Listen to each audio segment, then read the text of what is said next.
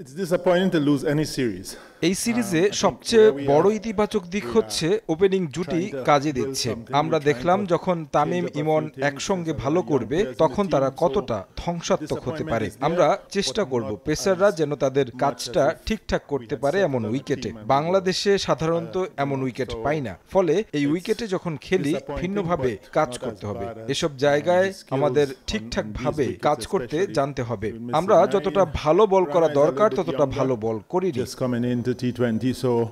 আসলে আমি এভাবে বলতে চাই না, আমরা ভালো বল করিনি। এর মধ্যে মোহাম্মদ হারিস দুর্দান্ত ব্যাটিং করেছে, সাইম আইয়ুব ফর্মে ফিরেছে, সেও ভালো ব্যাট করেছে। আমরা যতটা ভালো করতে পারি ততটা ভালো বল করতে পারিনি, আর সেটার ফয়দা লুটেছে। ক্রিকেট এমনই। মিডল অর্ডারে ব্যাকআপ একজন আছেন স্কোয়াডে। এর সাথে তাওহিদ হৃদয়, শামীম হোসেন পাটোয়ারি আগের 2 সিরিজে পারফর্ম করেছে। এক সিরিজে ভালো করেনি, এটা এক সিরিজ হিসেবে ধরে সামনের সিরিজে ফর্মে আনার চেষ্টা করতে হবে।